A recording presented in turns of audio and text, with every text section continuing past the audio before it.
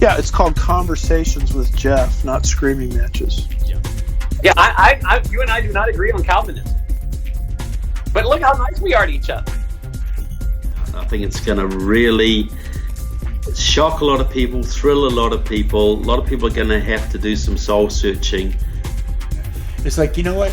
What are you doing? You're spending all your time trying to destroy another Christian day because you don't understand what's going on, when you should be out there winning people for Jesus. Right. Thank you for the job you're doing. Thanks for being willing to address these kind of issues. They're vital to the church. I feel sorry for what's coming your way, but God bless you, man. It's a good, healthy conversation, and let's keep growing together in the Lord. People won't change unless they hear the truth, though. And so we need to know the truth, speak the truth, and then the last one I would say is that we need to stay in the truth, no matter what the consequences are.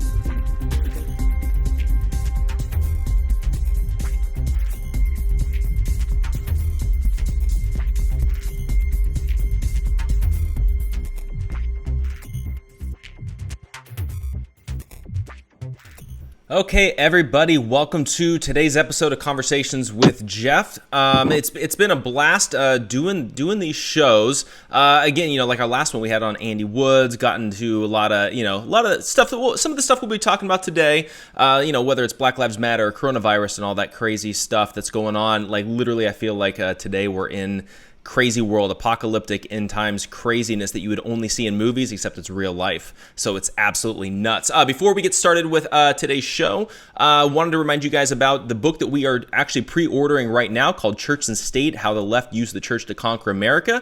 Got a bunch of great contributing authors to that book. It's another group book project. We got people like Pastor Greg Locke. We got Michael Massey. We got Denise McAllister. We've got Pastor Ken Peters. We've got Dr. Mike Spalding. Got a bunch of awesome contributing authors really tackling this issue about how the left is infiltrating the church, and if the church gets conquered, so goes America. And I think we're really at the cusp of it's do or die time right now. So this book will actually help to equip you guys to understand what's going on, how to combat all of this. So go to gatekeepersonline.com/church and state. Use the code Jeff at checkout. You get a copy of Pastor Sam Jones' new ebook, Why I'm Pro-Life. So definitely check that out.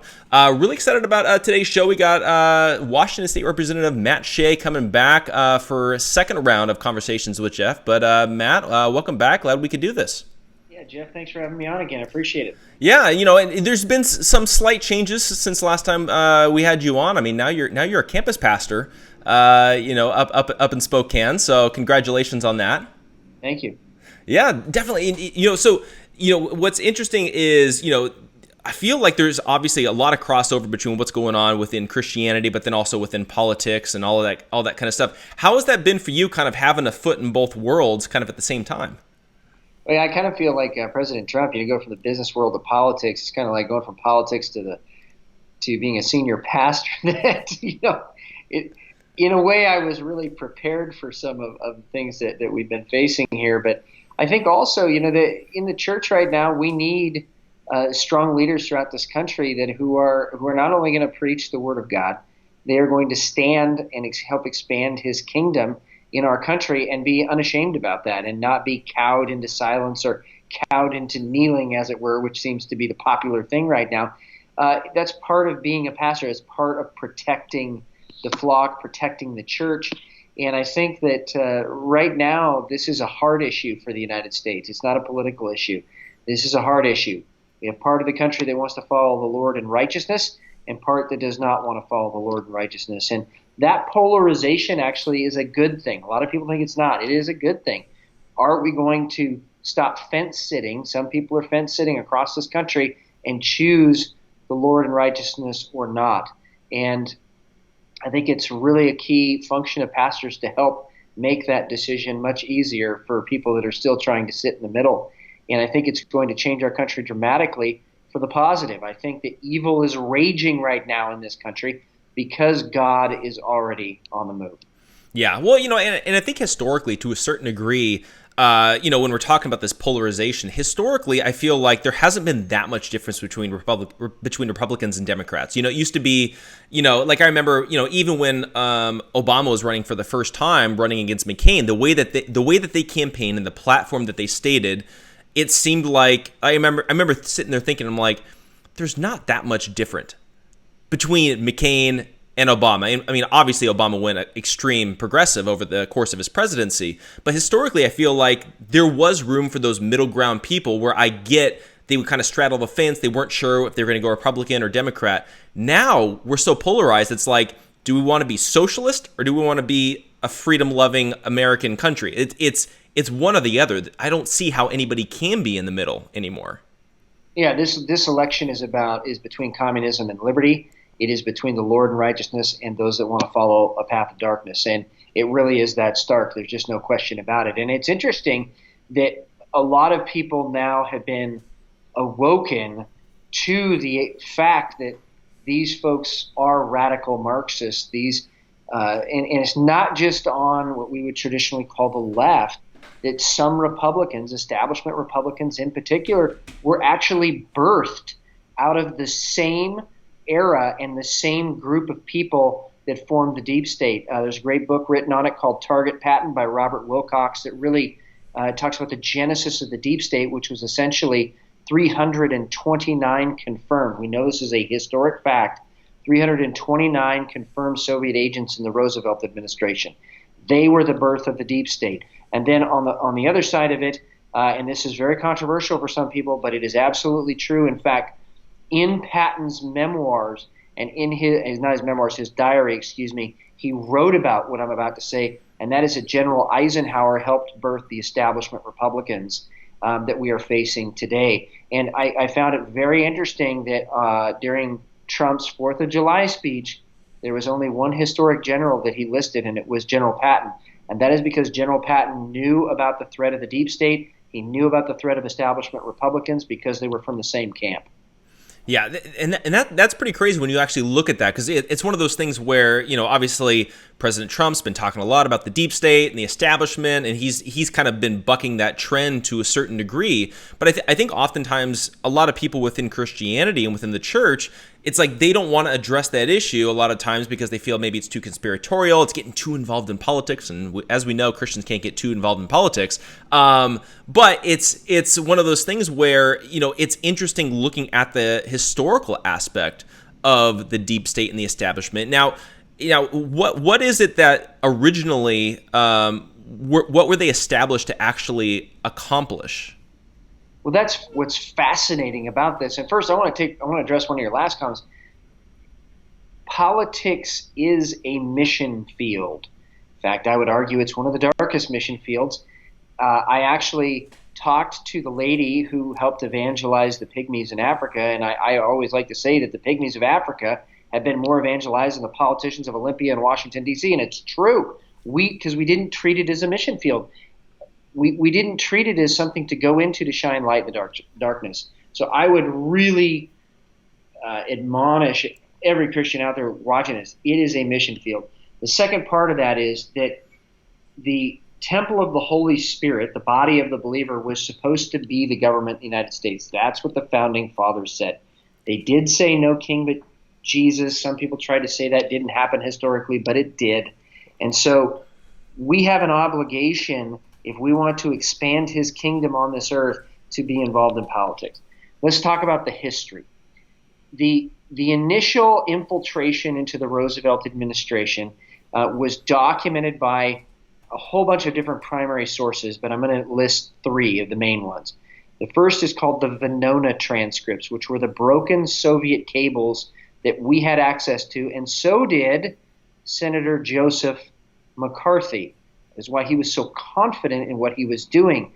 In addition to that, later, something called the Matroikin archives actually came out of the former Soviet Union, and it was the largest KGB archives that had been smuggled out of that country.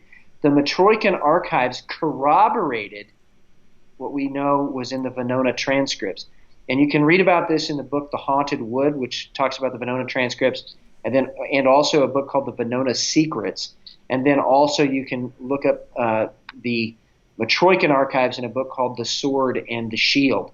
Then later there was also a third book called Special Tasks by Pavel Sudoplatov, who was the assassin-in-chief for Joseph Stalin, that also corroborated a lot of this. So what happened was, in the Roosevelt administration, it was so deep that literally the advisors to President Roosevelt at Yalta were KGB agents. We know this as a matter of historic fact, specifically Alger Hiss, who later became the first honorary Secretary General of the United Nations. He was advising Roosevelt to essentially leave half of Europe in the grip of Stalin, and as a result, millions of people suffered and millions died actually because of that decision and were put into prison camps. So that it was birthed to control the United States in the follow-on of World War II, what was going to happen after World War II.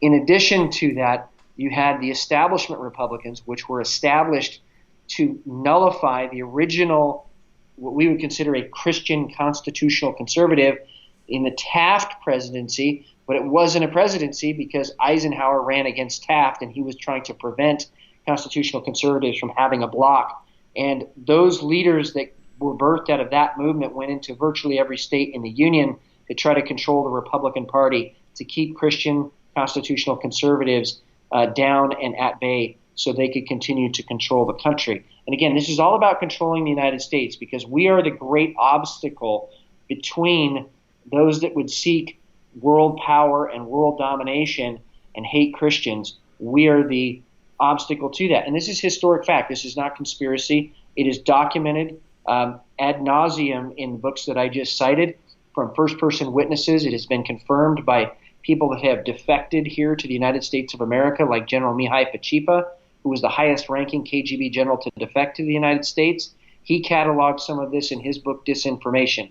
So I don't want to go through a whole bibliography, but this is very well-established fact. What the better question is now that Christians know this, what are we going to do about it?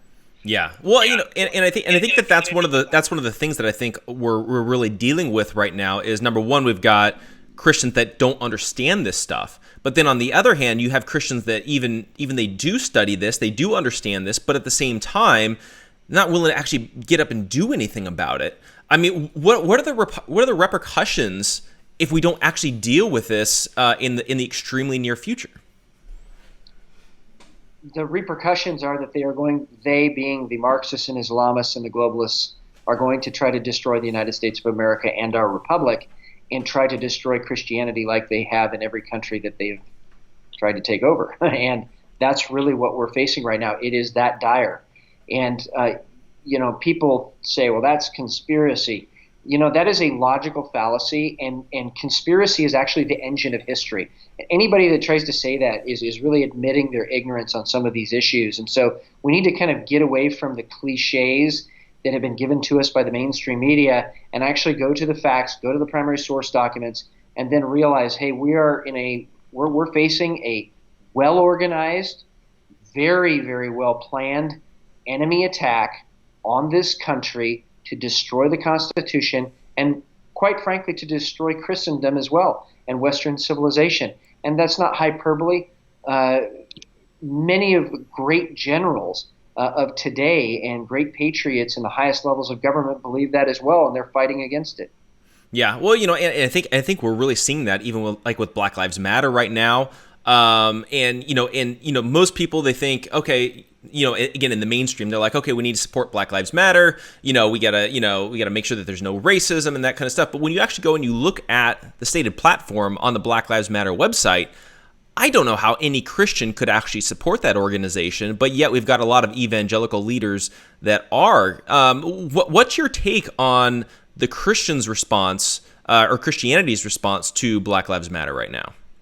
Well, I think that in many respects it has been absolutely milquetoast or go along to get along. And I got to be, I mean, again, we have to call this out and draw a very clear line here. When you support Black Lives Matter, you are quite literally supporting the narrative of the evil one. That's just what's happening, because it is a Marxist organization. And I can prove it to you in about 3 steps. First of all, Freedom Road Socialist Organization, which is a Maoist organization connected to China and actually aided and abetted by China. Nobody, I think, argues that now. Birthed Black Lives Matter. Two of their founders, there are three founders of Black Lives Matter, two of their founders, Opal Tometi and Patrisse Cullors, both admitted that they are trained Marxists. In fact, Patrisse Cullors said it on a video that we have, and we have been spreading around, that she is a trained Marxist. She admitted it from her own mouth.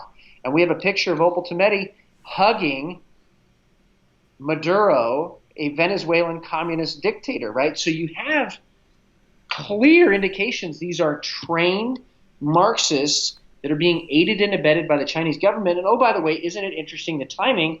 It's at the time when Trump is trying to neuter the Chinese infiltration into the United States, that the Chinese suddenly are aiding and abetting the unrest in America. These two things are not separate issues. They go very perfectly together, and it's important to understand that communism and Marxism in particular was born out of evil. You can read Karl Marx's poetry, where he admitted that he thought he was going to hell, that he gloried in that kind of stuff, that he gloried in chaos and ruined cities. He wrote this in his poetry in the late 1830s, and you can go read it for yourself online. It's just you have to dig deep to find that the roots of Marxism, the roots of socialism, the roots of communism are evil. And, oh, by the way, Marx hated Christians. And in his Communist Manifesto in Chapter 2, he very clearly laid out 4 goals. He said we need to abolish private property, we need to abolish the family, we need to abolish eternal truths and morality, and he was specifically addressing Christianity, and we need to abolish nations and kind of national identity. We need to abolish all those things, and that's exactly what they're trying to do today. You can just go down the list of Black Lives Matter belief systems, and, oh, by the way, their goals that they have stated, their requests for negotiation that they've stated, and you see it follows exactly along this pattern. It is an anti-Christian, anti-Western, anti-United States agenda, and anybody that is falling into this is quite literally, again, parroting the narrative of the evil one. Yeah, well, in one of the arguments that a lot of times we're hearing from even like evangelical leaders about all of this is that a lot of us, they're saying that us conservatives are too much into our nationalism. We're too much into, American patriotism, and we're placing country before God and all that kind of stuff. So that when we're combating socialism for, let's say for capitalism and freedom and liberty and all that kind of stuff, that's actually our idol. So then theologically even, how do we deal with that? Well, first of all, they would have to say that about Israel too in the Old Testament, which is clearly not true. You have the Lord clearly admonishing us to follow him first. But what then I would return the question, are you saying that the United States has not been the greatest country in history sending money and missionaries to spread the gospel of Jesus Christ throughout the world? And that's not a good thing?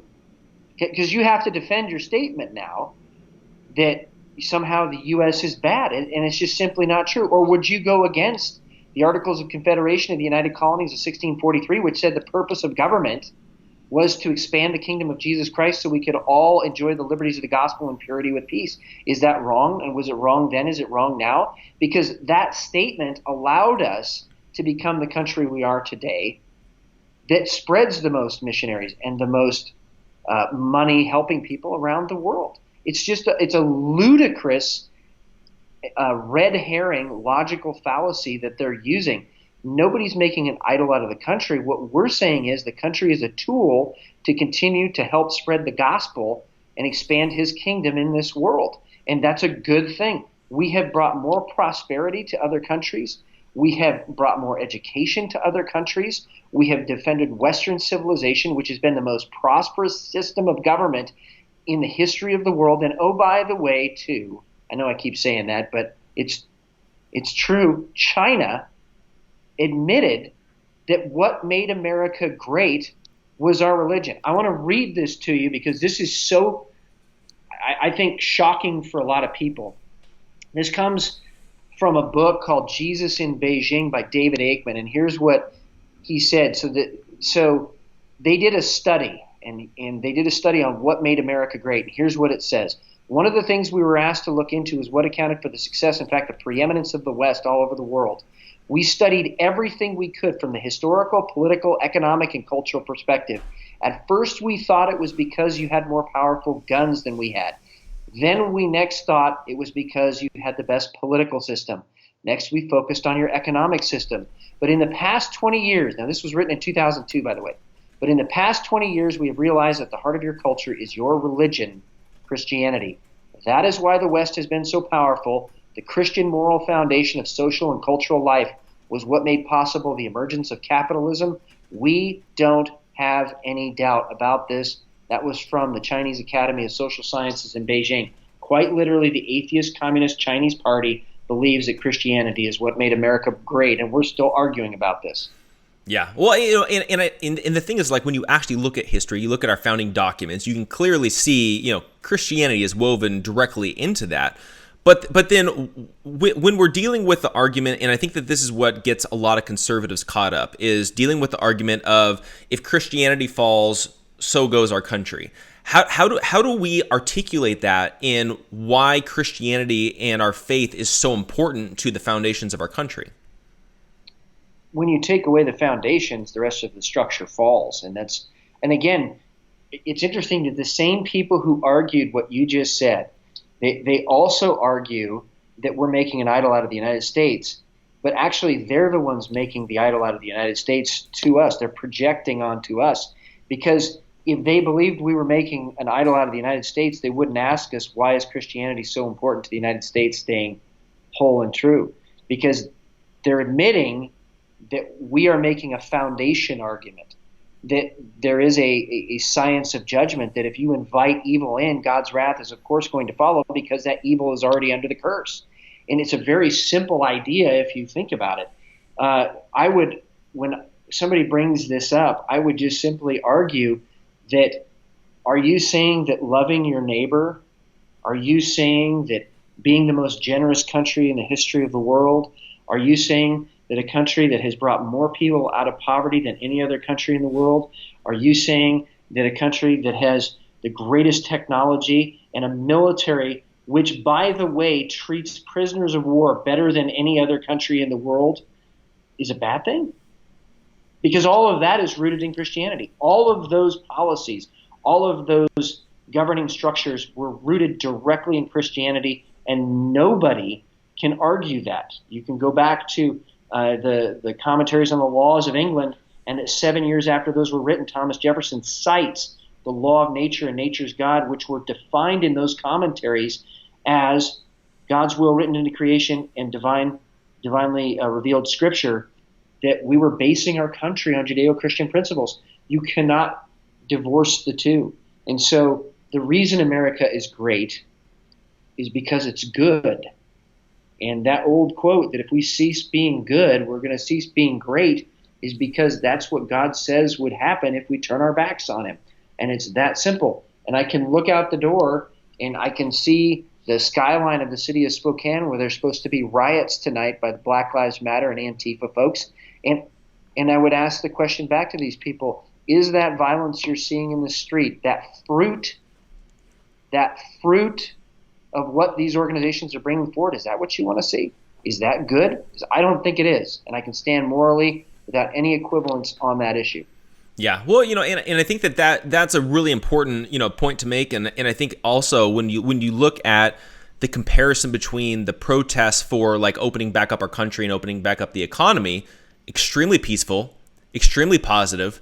You didn't see any violence. I didn't hear of even a single piece of glass breaking. And then you compare that with Black Lives Matter, which is all violence, all riots, complete looting, complete anarchy, that sort of thing. And then also too is like you can look at the comparison between like what you guys are doing up there with the Church of Planned Parenthood. It's very positive. Everything's prayer, worship, preaching, positivity, things like that. And then you compare that with the counter protesters, which is vulgar, very derogatory, hateful, anger, all that kind of stuff. It's really interesting when you look at the comparisons. And I feel like for whatever reason, people aren't looking at those comparisons between good and evil.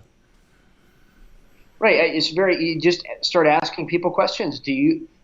We preach life. Are you defending death? We preach order. Are you defending chaos? We preach civil discussion.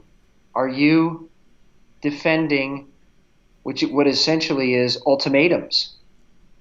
In what society would you rather live in? Because the one is grounded in Judeo-Christian principles. It has been tested and proven for hundreds of years, and the other is not. It actually descends into violence and chaos and death and bloodshed, and we know that's exactly what the Marxists want. They want to foment chaos. They want to, and again, I'm not going to mince words, they want to foment a civil war in this country prior to the election and through the election so that Trump doesn't win. Are we really going to follow people that want to destroy everything for the sake of gaining power? Because, I mean, again, I don't want to. That sounds quite frankly crazy, and it is. We need to call it out for what they are doing. We need to stand on a line and say, not here in America. It's not going to happen in our country. And I'm seeing one of the positive things I'm seeing out of all of this is that people are realizing that evil is raging because God is already on the move. And we're seeing revivals break out with Sean Foyt down there in California in contradiction to Governor Newsom, and then taking that on the road to New York and then other cities in the United States, and thousands of people giving their lives to Christ and being baptized or filled with the Spirit. It's fantastic. We're seeing this happen now in America and that's why evil's raging. So I want to be on the side that's positive and transforming lives. I mean, this is great.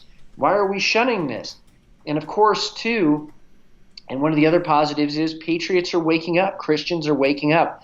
That all these things that they have been told over the years are not true. And now they want to do something about it. And we need to be there ready as the body of Christ to disciple them.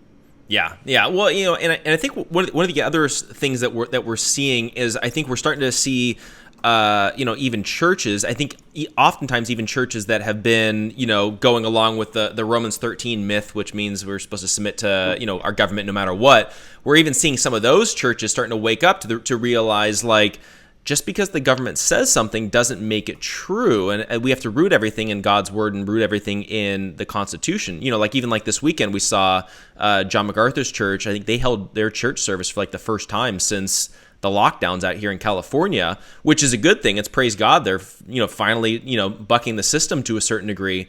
But I think for too long we've seen pastors really caving to the government. Can you kind of talk about what's the rationality about actually disobeying the government when they're trying to restrict church services and things like that? Well, it's not about disobeying; it's about obeying. So it's about obeying the highest power. It's about obeying the highest authority, which is God, and that's what Romans 13 says. It says higher authorities. Some translations powers, higher authorities. We are not supposed to obey government when it is saying something that is clearly false, that is clearly trying to shut down a God-given unalienable right. And one of those unalienable rights, unalienable means nothing can be leaned against it, and that's the right to worship. That's the right to minister to people who are hurting. Of course Satan wants the churches closed down. Of course he wants people isolated. Of course he wants a muzzle over their face so they can't preach the gospel of Jesus Christ. Of course he wants a muzzle over their face so that they can't worship. It's exactly what he wants. So we're not going to do that. We're going to do what God commanded us to do, because in 2 John, God said very clearly that obedience to his commands is love. So the loving thing to do in a situation like this is to obey God no matter what is happening around us, no matter the peer pressure that's occurring, no matter the ignorance that's occurring. We're supposed to obey God. And I will tell you that there's an interesting story that occurred at the end of World War II. The OSS, the Office of Strategic Services, which is the precursor to the CIA, actually did a study on how an ostensibly Christian country, Germany, could have possibly allowed the Holocaust to happen. And Annex 4 of this study, talking about the persecution of Christian churches, came to this conclusion, that the Holocaust happened because the German government successfully deprived the Christian church from living out its Christianity beyond the four walls of that church. And that is what a lesson of history for right now.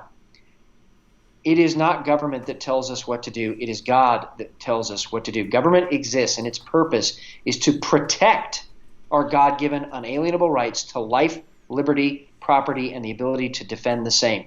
It is clearly spelled out in Romans 13 that the purpose of government is to, in a very shorter form, punish evil and promote good. And so is that what's happening now? And the answer is absolutely not, especially, well, most of the country anyway. South Dakota is doing a fantastic job. But we're supposed to stand in this time and provide that leadership, provide that light, and say we aren't supposed to be living in fear. And people say, well, there's a disease. And I said, well, there was a great plague as well that swept through Europe. And guess who was going out and ministering to all the sick people and ministering to the folks, families who had lost loved ones and burying the dead? It was Christians. In fact, that's where the word hospital comes from, the hospitaliers who were actually doing that. So are we Christians or not? And are we believing that God is who he says he is? And if we do believe that, then we need to obey him instead of government. That's my short dissertation.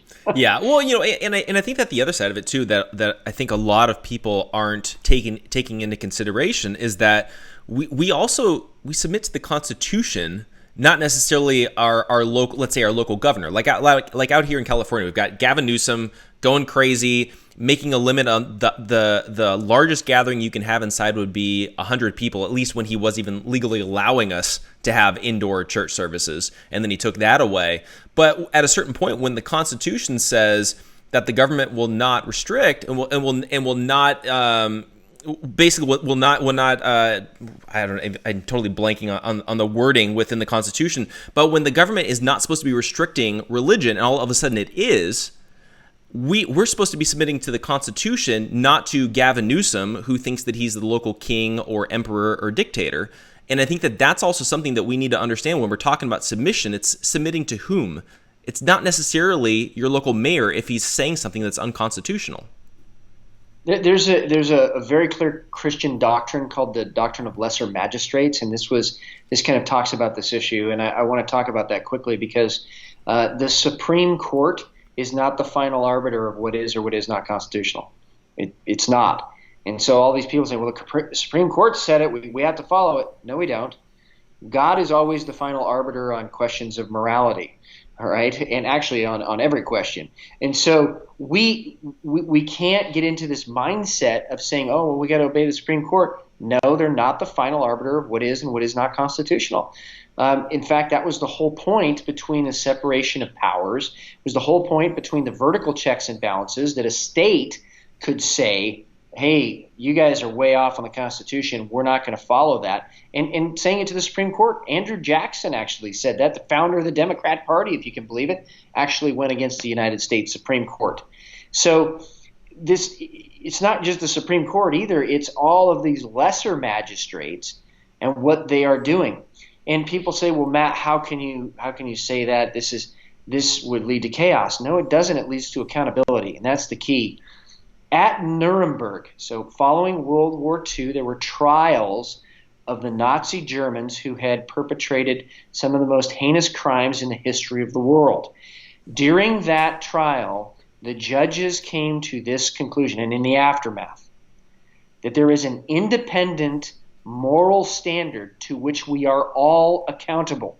And it doesn't matter who above us orders us to do anything, because the Germans had an excuse, Befehl ist Befehl, or an order is an order.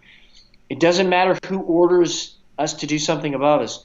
We must evaluate every single thing on an independent moral standard, and we will be held accountable for our individual actions. That was a ruling at Nuremberg. So this issue is actually already settled back at Nuremberg, and anybody going against it is quite literally going against the Nuremberg trials, which puts them in a very awkward intellectual position. Yeah, well, and I think even just like taking it from like a logical perspective too, using the leftists' own, we'll put it in quotes, logic, like they disagree with the Supreme Court on issues, when it goes against them, Even dealing with something like abortion. Like, obviously, they support abortion. You and I would oppose abortion, but they would say that that our country was working unconstitutionally pre Roe versus Wade by restricting abortion. And so, even using their own logic, what they're claiming does not line up with what even they believe. And that's just kind of my take on that. No, it doesn't. I think that's a very good point. And in particular, too, with the United States Supreme Court, they write opinions. It's the reason it's called an opinion. It was supposed to be the weakest branch of the federal government. The founders were very clear in that on the debates on the Constitution, and actually before. And so we know that's what it is, then we need to start acting accordingly. And some of these outrageous decisions that have come out recently, particularly, we need to continue to do the right thing as God has called us to do.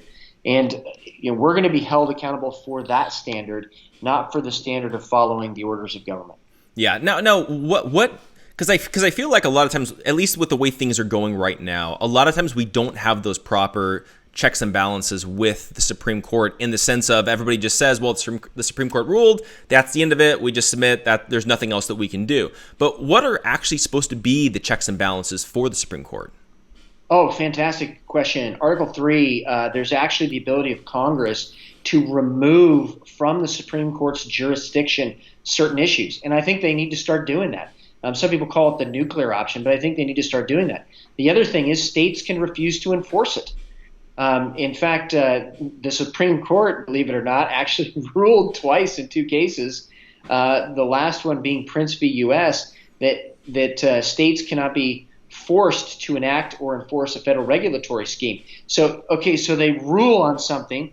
Well, as Andrew Jackson said, let them come enforce it now. So that was an intentional check in the system. That isn't a radical thing. They actually discussed it as a check in the system that states could refuse to enforce a Supreme Court ruling. They could refuse to enforce anything that they deemed to be unconstitutional as a vertical check and balance in the system. And then even below that, the people could be a final check and balance. In fact, that's why a well-armed people is put into the Constitution and was really universally supported throughout the Founding Fathers, because the final check and balance in the system is a well-armed people when government comes to try to enforce something that is clearly and blatantly unconstitutional, and for the destruction of the rights that government is supposed to be protecting.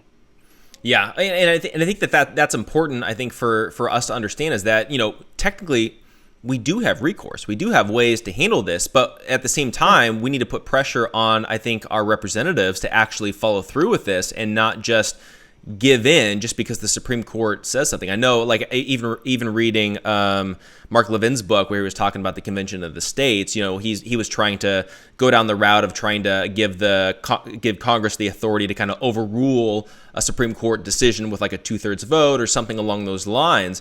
But I think a lot of times people are totally forgetting what you're even saying with this nuclear option.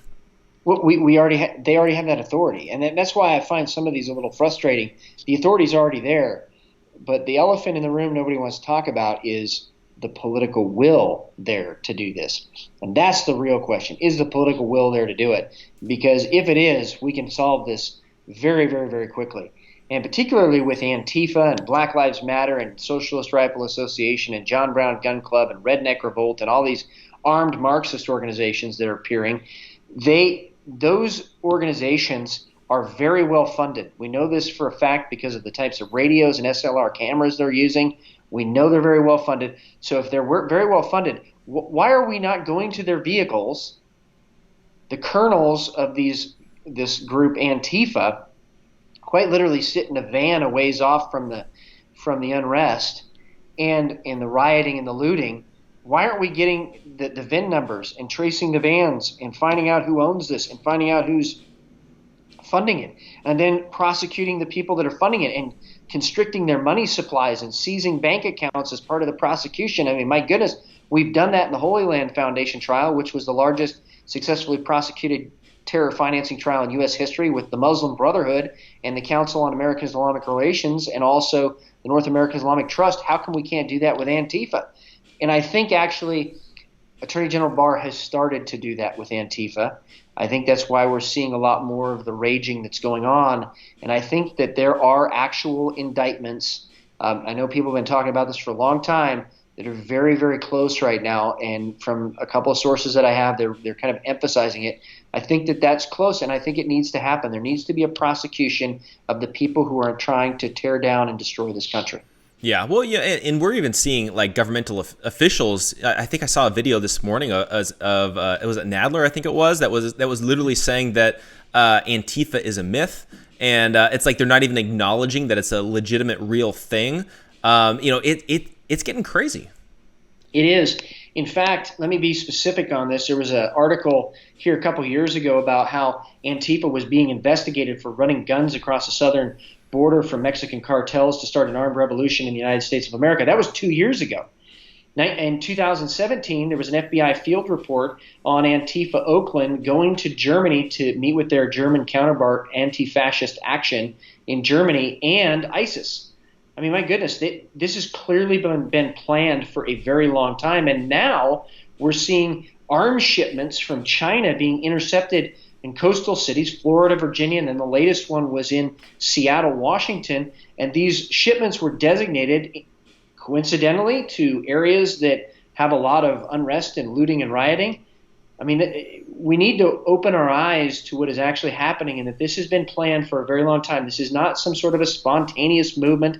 This is not some sort of a thing where they just need more education and they're just, kids who don't know what's going on. Their leaders know exactly what's going on. And those kids may be used, but their leaders know exactly what's going on, and they're trying to bring this country down. Yeah. So then, for all of us, as Christians even, and, we're learning all this information, we're keeping up on everything and all of that. But what do we actually do? And I think that's where people kind of feel like they got their hands tied behind their back and they're like, I know what needs to be done, but I'm not a congressman. I'm not any person with any kind of power. What are we supposed to do? Well, very first and foremost, we need to bring prayer and fasting back into the church on a regular basis. Here at our church at Covenant, we are going to be praying and fasting for 3 days every month, starting at the very first of the month to give him our best, our first fruits, if you will, at the start of a month. We need to be praying and fasting for our country. We need to be praying and fasting for peace. We need to be praying and fasting for the church to wake up. We need to be praying and fasting for revival to break out. It's already here, but to actually be amplified and break out. And we need to be praying and fasting that the church would accept its identity as the bride of Christ, and that we as sons and daughters of the King need to start acting like sons and daughters of a king. I think that those are some of the things that we need to do. First, praying and fasting is powerful. I think in addition to that, leaders need to be taking a couple days a month away just to be in the presence of God. Our leaders in this country need to be doing that. Our leaders in the church need to be doing that. Jesus did that. Are we thinking we're immune? We need to be spending time in the presence of our Father and listening to him, not just talking the whole time, but actually listening to what he has to say. We need to be fighting in the spiritual realm. We need to be coming against these evil forces that are running roughshod in America right now. Luke 10:19, Jesus gave us the authority to tread upon all the power of the enemy. And in the Greek, all means all. And he specifically listed that he gave us the power to tread upon serpents or lies and deceit, and to tread upon scorpions or the spirit of death. We need to be doing that every single day. Practically speaking, a couple of organizations I think that are fantastic. One is Understanding the Threat. I would subscribe to their blog. They are the foremost intelligence organization in America on the Islamic threat in America and what the Islamists are trying to do to take the country down, in particularly what they have done in Minneapolis. I think that the other organization is the New American and the John Birch Society. I think they're fantastic. It is the premier intelligence organization on Marxism. They've been warning about this quite literally for 3 decades, what we're facing. So go to the sources that have been right, that have the primary source documents. And oh, by the way, the New American magazine, they've never had to retract an article in the last over 2 decades. So extremely accurate. So I would go and investigate those organizations locally too. And then lastly, I would say prepare. we need to be able to witness in a time of crisis. God is warning us of a crisis. We need to be able to witness in a time of crisis. And one of the ways that we can witness is to be prepared to love our neighbor in a tangible way during that crisis. And that actually not only takes the fear out of crisis, it puts the emphasis where it needs to be, and that is on Jesus Christ. Yeah, absolutely, and I think a lot of times it's really easy for all of us that are following along with the world events and current events and all that kind of stuff to really get caught up in the ins and outs of that. But at the same time, we can kind of take a step back to a certain degree and realize God is in control. Now it's just about us being obedient. We trust God to work everything out, but that doesn't excuse us from still needing to be obedient, and don't get distracted and get so caught up in it that we totally give up at the same time too. That's right. So we need to be focused on Him and what He has for us in this time. This is a Kairos time, or a time of God's favored season. He is going to execute His plan.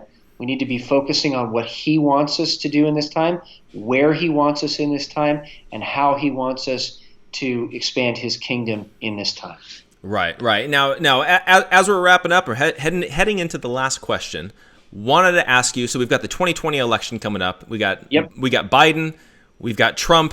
And, at a certain point, and I was just talking with a friend today, with Biden, he's got a stated platform on his website, but nobody's talking about it. All people talk about is he's got dementia or a gotcha thing from 20 years ago or whatever it is. But even from a Christian perspective, what do you think that this election is actually over, and what does a vote in either way actually signify? Again, I think this is communism versus liberty. I think this is the Lord and righteousness versus a path of darkness. And so I want to choose the Lord in righteousness. I hope everybody else does. And I want to choose a path of liberty. And it is that stark. As you mentioned, Joe Biden's platform is clearly moving way left and is very Marxist and socialist in many of its tenets. But what their real goal is communism. And so he is just trying to appease some of those entities and people here in the United States that were supporting Bernie Sanders.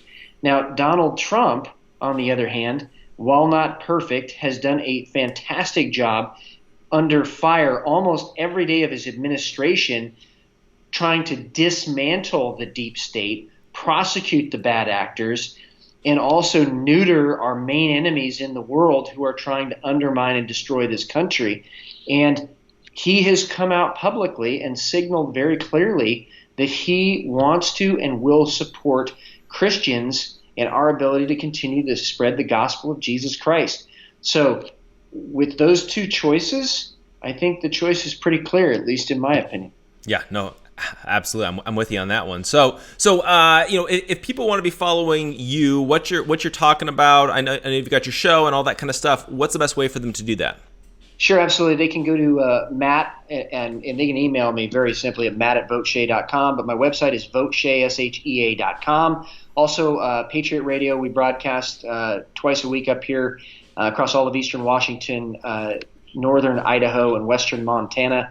Have a podcast, Patriot Radio, as well on iTunes, Podbean, and Spotify, and you can see the logo in the background. Absolutely. So yeah, I highly encourage everybody to do that. But Matt, I really appreciate you coming on. I always enjoy our talks and that sort of thing, and we'll definitely have to do it again sometime. Absolutely, Jeff. Blessings to you, and take care of yourself, and keep up the fight. Yeah, definitely. I mean, it's definitely a fight out here in communist California. So Washington tries to match you. I know it's like a competition who can be further to the left. So, but yeah, I really appreciate it. And then everybody else as well. Make sure you guys go over to Apple Podcasts.